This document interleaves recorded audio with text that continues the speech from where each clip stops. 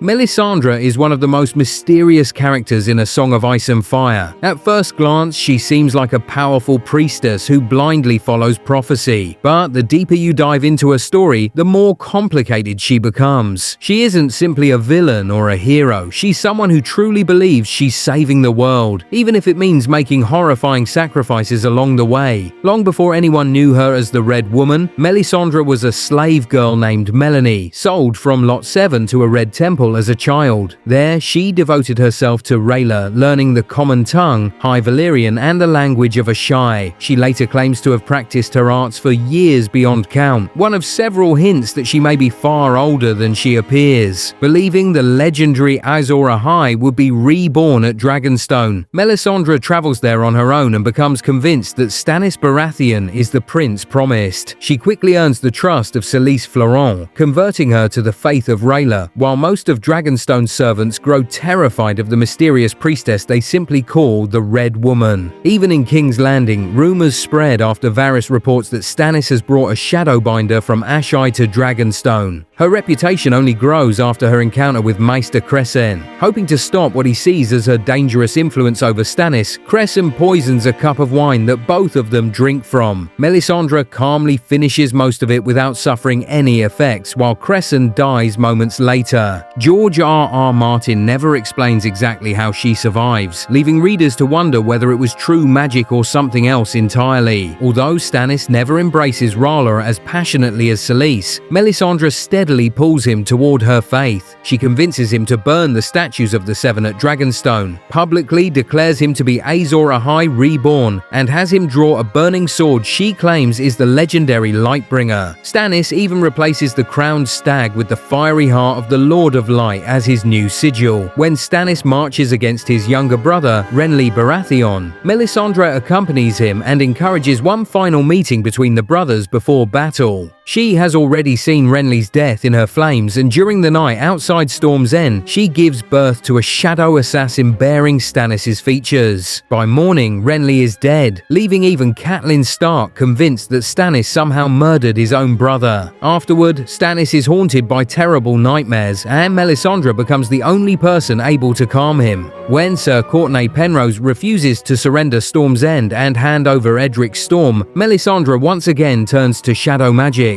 Secretly rowed beneath the castle by Davos Seaworth, she births a second shadow, and Penrose is dead by the next day. With Storm's End secured, Melisandre also convinces Stannis to burn the castle's ancient godswood. Before the assault on King's Landing, Stannis is persuaded to leave Melisandre behind on Dragonstone so no one can claim his victory came through sorcery. Instead, he suffers a crushing defeat at the Battle of the Blackwater. Ironically, one of Melisandre's visions still comes true. She had seen Renly in green armor defeating Stannis beneath the city's walls, but it is actually Sir Garland Tyrell wearing Renly's armor who leads the attack. The vision was accurate. Melisandre simply misunderstood what it meant. That's honestly what makes her so fascinating. Her magic isn't fake, it's her interpretation that often fails her. While Stannis fights, Melisandre and Selyse continue sacrificing unbelievers to R'hllor. After Blackwater, a grieving Davos blames Melisandre for the deaths of his sons and decides to kill her, but she claims she already saw his plan in the flames. During their conversation, she also admits that creating another shadow child with Stannis could kill him, though she briefly suggests Davos instead. Unsurprisingly, he refuses. Quick interruption, if you're enjoying the video so far, don't forget to subscribe, because we're just about to get to the moment that changes everything. Now let's continue. Melisandre next focuses on Edric's Storm, believing there is immense power in a king's blood. She wants to sacrifice Robert Baratheon's bastard to wake the Stone Dragon, but Stannis refuses to burn the boy. Instead, they perform the famous leech ritual, throwing 3 blood-filled leeches into the fire while naming Balon Greyjoy, Robb Stark,